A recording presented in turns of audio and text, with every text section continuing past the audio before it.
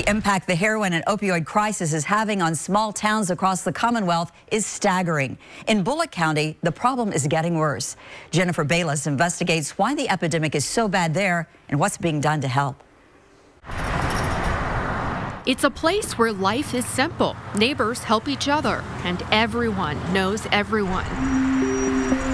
But there's a growing epidemic in Bullock County that's taking lives and changing the face of this tight-knit community. It's like a war zone out here. You don't know who's going to die next. It's taking lives left and right. Jeffrey Kinzer grew up in Bullock County. At 11 years old, he started using drugs. By the time I was 18 years old, these green pills started coming around, these Oxycontins. Kinzer says pills were the beginning of the end, and soon his addiction exploded. My fiance had called my parole officer, and at the time I hated her, you know, when she did it. Now I thank her for it. January marked 2 years sober for Kinzer. Now he's fighting for friends and neighbors battling addiction. And the face of addiction is getting younger. 5 years ago, I'd tell you about 35 to 40. Our average age right now is 18 to 22. Anthony is one of just a few drug and alcohol counselors in the county. He says it's not easy to fight addiction in a small community. The bad thing about a small town is they can't overcome the stigma or their past. In 2014, Bullock County spent around $800 on Narcan, the drug to reverse an overdose. In 2015, it was $7,600. And in 2016, the cost was $16,400. Squad 54 is responding to. Budgetarily, it puts a strain on us. You know, our run volume increases. Going back before, when we make our transports, we transport out of the county. You know, you're looking for a truck to return to service hour, sometimes more.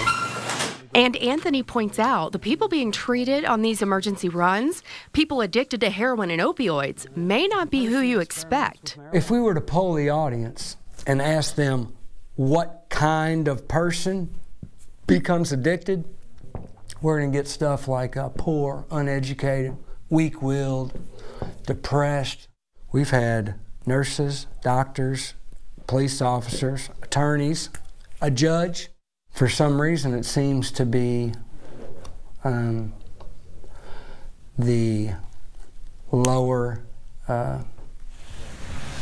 socioeconomic class people that are thumbed out in the limelight. And just east of Louisville in Shelby County, they've also seen a huge spike in the heroin problem. Julie Dolan has the story of a life lost way too soon and the effort to change lives by sharing it. He was sitting up in that corner with his legs out. He had locked himself in the bathroom. Everything is exactly how he left it. His pants still folded neatly on the bed. But Benjamin Dominguez isn't coming home. It wasn't supposed to happen. Benjamin's life wasn't supposed to end like this. Unfortunately, heroin had the final say. His head was here and his body was lying down through here when they were doing CPR. He actually kind of had vomited, and so they had to take some of the carpet. Benjamin died just a few days after Thanksgiving from an acute heroin overdose. My brother kicked the door in, and that's when they found him. His body was still warm.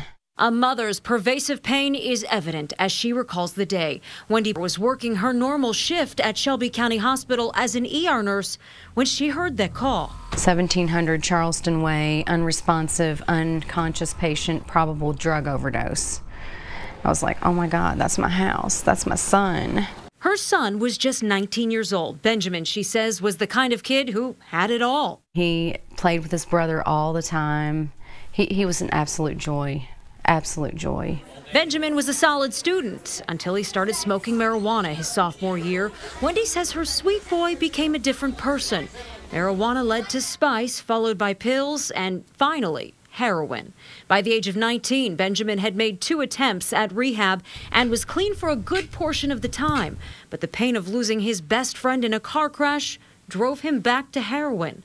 Wendy's list of what ifs is now a mile long. Only if I knew my community resource numbers, and only if I didn't feel alone in my struggle with Benjamin and drugs. Wendy is now learning she wasn't alone in her desperate situation. In fact, the entire county is dealing with it. But I wanted to explain first a little bit about Shelby Prevention. Kelly McNew is the director of Shelby Prevention. She holds town hall meetings like this one to get the conversation going about heroin. It's being seen across the state, but it hits so heavy when it's just at home that it affects so many people, so many families. Concerned people show up to talk openly about a problem they can't deny. It tears families apart, and it's so sad. Casey Mudd is here to show her support for addicts of all kinds. Her addiction story started at birth. I was born to a father who was an alcoholic. When I came around, he was still actively drinking. In an effort to know his daughter better, Casey's dad started taking her to AA meetings around the age of 11. He wanted her to learn early on just what addiction looks like. It doesn't discriminate. If they're rich, if they're poor, it doesn't matter where they live. Those AA meetings early on taught her that real-life stories of addiction need to be shared. When the number of opiate-related deaths in Shelby County doubled in a year's time, Casey decided to take action. Through a Facebook page titled Trial to Testimony, The Faces of Addiction, she is telling the stories of local heroin addicts. Within the first week, questions, comments, and desperate pleas for help came flooding in. Asking for, rehab resources, asking to share their stories. It was just so overwhelming. Casey's first post centered around Benjamin Dominguez, whose story spread like wildfire. While Casey admits she doesn't have a magic answer for curbing the heroin problem, she knows her work is a good start. No one wakes up and says, I want to be an addict. That never happens. There's a story that gets them there, so I want to share their stories. Just like Wendy Palmer. Every day was different. Every day was a roller coaster. Who never dreamed she'd find herself speaking to a crowd about her son's death, pleading for everyone to help find that solution. Ben would want this. Ben would want me to share his story. If there's any hope that he could help someone else not to use drugs in the first place, or to understand what heroin can actually do to you.